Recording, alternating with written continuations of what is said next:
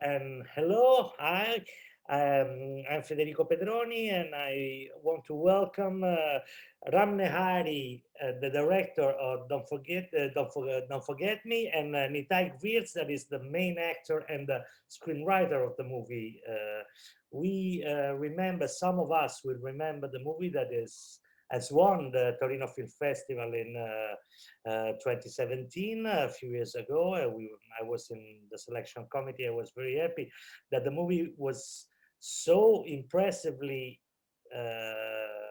welcomed by the festival, because it won the best movie and the best actor and the best actress prizes from the Palmares. And so we are very happy that maybe a lot of Italian audiences didn't manage to watch the movie, and maybe this is the first time that they can relate to this movie. So I just start asking something about this.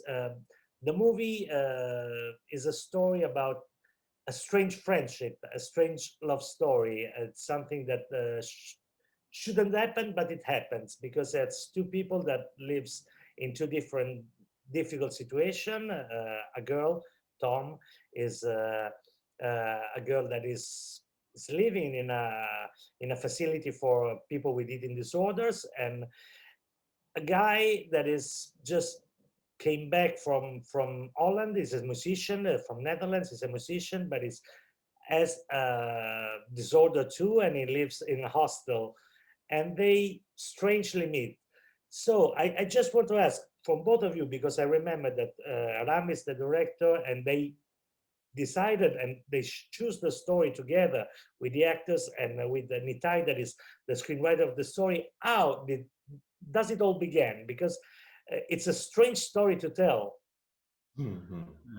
It began with in a workshop for actors that I was the host. How do you say? Yeah, he was the I was the the teacher.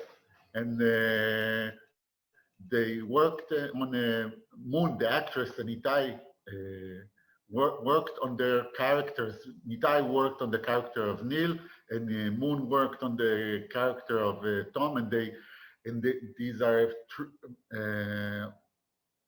people who are really exist, and they try to imitate them and try to learn their motivation and what they like and dislike. And it began in the classroom, and then after the workshop ended, we thought we want to do something with those two characters because we like them so much. So it began from characters.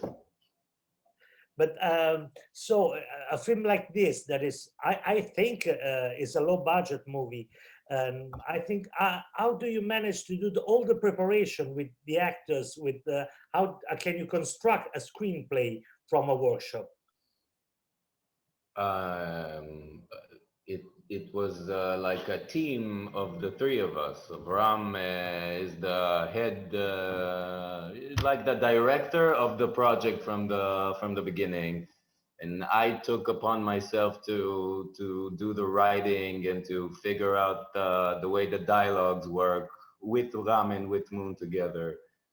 And Moon brought her own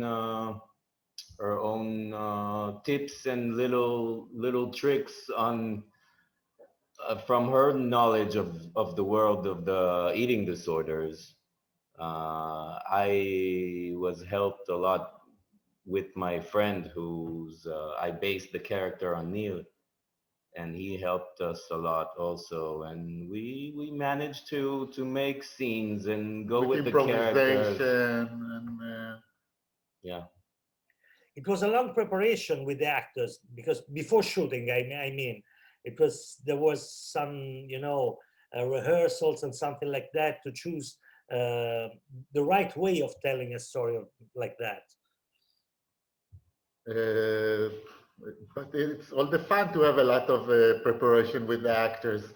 We dig into that. The characters became like a part of them, and they knew on each one knew about his character more than I knew. They really studied it, and יכולים לחקור. Investigate And invest. the characters. So yes, it was a lot of preparation, but fun preparation. You choose. I don't want to spoil too much of the movie, but you choose to start the movie introducing every character with stills. It was just like a photograph book. When you will see, it's just like a novel, but before the novel, you can see which people you're gonna meet. So what make you make that choice of telling of putting that stills of all the characters that will show up in the movie, big parts and small parts? First of all, I got to know the work of an Italian photographer named Alessio Schroeder, and he made a big project about transvestite in Vienna that is similar. You see everyone with her or his studio behind it, very like into the camera. And I really loved his work and wanted him to do this. And we thought about doing it because I don't want people to feel too seriously and too sad about the story. It's not a realism. It's like a bit like a fairy tale, and it's like to give the audience the knowledge that you can laugh. It's okay to laugh. The laugh can be stuck in your throat, but it's okay. And that was the purpose to take it away from the reality. Yeah, you anticipate me one question, because one thing that really is amazing of the movie is that you tell a story of two really hard people who suffer, but you never cry with them. You just try to have your heart with them. So how do you choose the pace, the the taste of the movie? Because it's something that it's difficult to call it a comedy, but in a way, is it? Yeah, I think Ram mostly he used to look at it as a dark comedy, Yeah. and that was the main. We had a lot of fun to do it.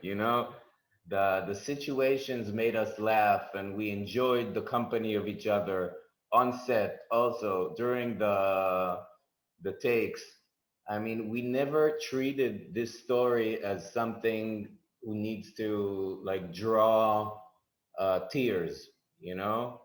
We just took the characters and let them have fun, and let the after that whoever sees it make his own choice about how he looks at it. The movie tries to get inside the perspective and the head of the characters of Neil and Tom. It tries to give how they see the world, and they don't see the world as tragic. They see it through their disorders and through their hard thing and through their good things, but it's not a tragedy for them. It's life. Yeah, I think that is one of the things that is most peculiar of the movie, that you just tell a story that could be tragic, but it isn't, because there are two people that are having an encounter, really big encounter with them, so between them. So it's something that is really amazing, and it's really moving. So, but even on the romantic side, you never push too much, because you always try to have a light level of storytelling, and I think that is really important. Did you manage to do it with working with your actors, or you have it always, surely you have it in mind, but how did you try to always balance all the emotions through the movie without getting too dark or getting too sentimental? I think by being Loyal. real loyal to the characters, if I'm loyal to the way they see the world and how they experience the world and what they want from the world, so it's not, it's balanced. It has the humor in it, and it has romance in it, but it's not like there won't be any big changes in their life. Their life are like limited, as the life of all of us. We can try really hard, but we have like a limit to change it. And this is the work to try to keep that balance. It's yeah, I really want to keep that balance. It's my I, no, goal. I think it's very clear that the choice to make a movie that is a story that is quite a fable, quite a fairy tale between two people in a so difficult situation is a choice. It's a choice to give dignity and to give power to your characters. So I think that is a movie that really relate on characters. So sometimes your shooting, your way of shooting, just put a step back, just to leave the character all the space and the place that they want. Is it a choice that you really wanted to do? Yeah, it's I wanted not like to have like a cinema you never saw before and a photographic that you never saw before. I wanted to really be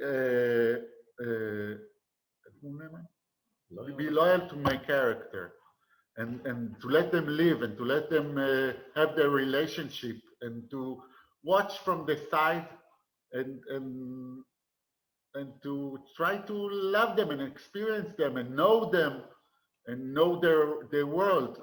So that was the goal.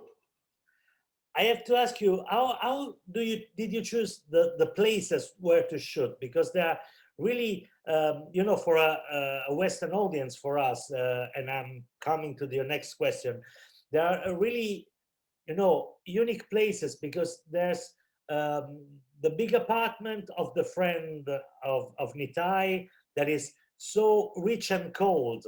The places where they live are so disgraceful in a way and helpful in another way. The place where they spend the night are so hot and warm with the passion of other people, and you change the photograph because you go to the blue, to the red, to something that it really explains people's situation. So how do you manage to choose all the places where to shoot?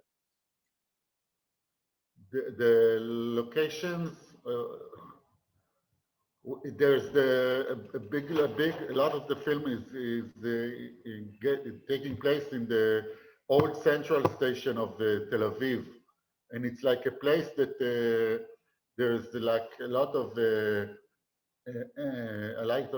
refugees and the whores and the transvestite and people that are not in the main The outcasts. yeah, and for Neil and Tom, it's a place that they can feel that they can feel like they're not being judged and not and belong, because they are also outcast, and the apartments of Neil and Tom, of the friend of Neil, Alon, where we just wanted something that feels like nobody really lives there, like come and go.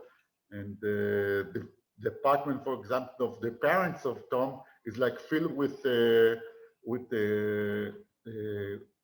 flags of Israel, because they're like very patriotic. We are very patriotic. That's the combination. That's the thing we try to do, like to mix the worlds together. Yeah, what you said now just put in my mind one thing that I was thinking watching the movie for the first time. Watching the movie for the first time, I thought this is a story that can be shot wherever. but then sometimes during the story, just put me say, no, this is Israel, because no, because you said that the most clear moment, that is the moment in Tom's parents' apartments, that is, it's the father is one that the real Israel father that thinks something about that, and the mother is the real psychotic about the past, but it's not nothing to forget, but it's really obsessed by that. Yeah, So but I thought that you just put on a universal story, and anyhow and then just put something that was really really Israeli. but I that's really managed Israel. to do that. Huh? That's how you described it is very Israel, you know? Okay, Very because Israel it's is up and down. to live in some escapism of normality, and then you get like, bam, you're in Israel, you know? And I want to do, just before saying you goodbye, I just want to ask you something about the sound design, because I watched again the movie yesterday, and I thought that I thought it the first time I watched it, but last night it was the same for me. That sometime the character from Nitai is so obsessed with music that is the only way they can survive in a way, that sometimes the music just puts on the dialogue. So there are some scenes of the movie where dialogues and music are just mixed together in a way that you just can recognize what is that and what is the other thing. So I think that, that there's a really really good thinking about the sound design and about the mixing and about music and dialogues, because it's a film full of dialogues, but sometimes the dialogue mix on with the music, and it's something that really give you that fairy tale taste that we said before. yeah. The music takes a huge part in the movie because first of all, the character is a musician, and then it's like another way to get to know the inner world of the characters. It all gets to the same place to try to reflect the inner world of the characters, and not to be and to take it away a little bit from the reality. It's like a bit of a fairy tale, and and it's and it tries to give the characters the best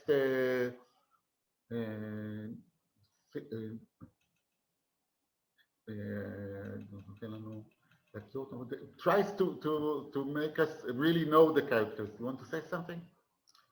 Um, I think, yeah, it's interesting because these decisions are actually like working on the film. We did the scenes, and I think that once the scenes were there at the editing process, I think Ram, he's like,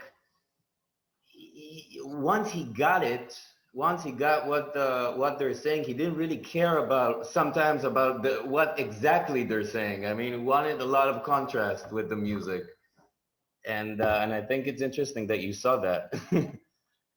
Thanks. Just Ram, I know you work a lot on Israel television, but you've done a lot of series, you do a lot of documentary shorts, a lot of things like that. But this was your first feature movie.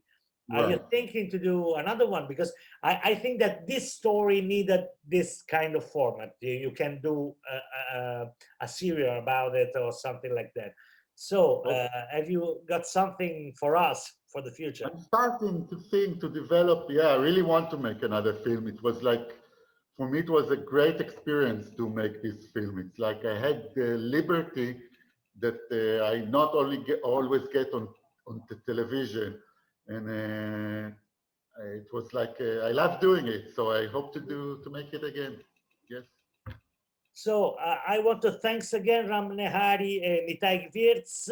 I hope I say your surname well. Okay, it's okay. Great. Thanks again, and I hope that all our Italian audience can really appreciate Don't Forget Me as we have. So thanks again. Thank you very much. Thank you. Bye-bye. Thank you. Bye-bye.